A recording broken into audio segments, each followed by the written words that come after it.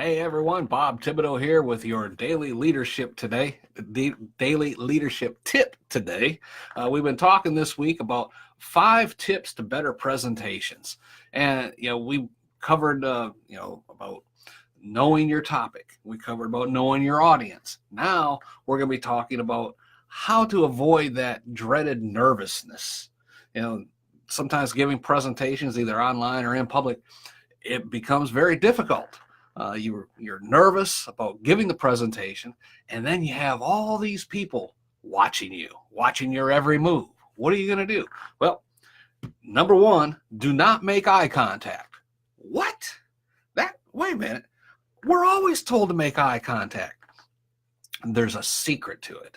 And a lot of successful speakers will do exactly what I'm about to share with you. And that is, do not make eye contact. I usually pick a spot on the wall above the heads, just above the heads of the people who are sitting in the audience. And I pick a spot, left, center, right. And whenever I'm moving and I look in that direction, that's where I look at, is that spot on the wall. It appears I'm making eye contact, but in reality, you're not. So you're avoiding that dreaded nervousness of looking into the eyes of people you have no idea who they are. And some people get very nervous doing that. So by using that technique, you avoid that nervousness, but yet you're given a smooth presentation because you're scanning the audience, you're making that eye contact. All right. Another thing is, do not think about your audience being naked. That just won't work. Either good or bad thoughts will come into your mind. Just don't do that. And don't think they're in their underwear or anything like that. Just look at that spot on the wall and give your presentation.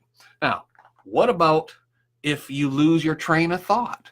Well, if that happens, stop. What do you mean, stop? Stop. Take a pause. It could be a dramatic pause. And then you gather your thoughts and keep on going. If after a brief 1 or 2 second pause, your next point it's not there, it's escaped you, ask a question. By asking a question of your audience, let's say, I'll just use for an example. Number 1 on my topics was know your topic. Number 2 is know your audience. So let's say you've transitioned from point 1, you're going into point 2 about knowing your audience, and you can't remember what point you were going to make. Ask a question of your audience. How many here have given a presentation and in the middle of the presentation you discovered you don't really know your topic? Show of hands. What did you do in a situation like that? Now they're responding. You okay?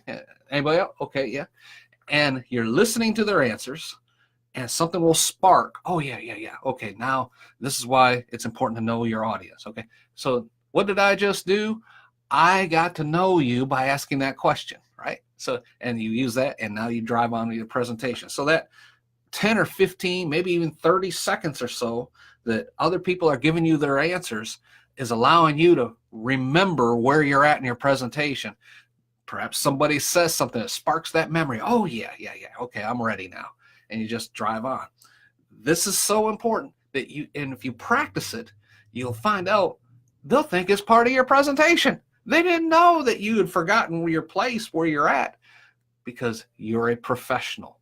And when you do these things, just as all these other professionals have perfected, and if you stop and think about some of the better presentations you've seen over the years, you have identified what I just said, right?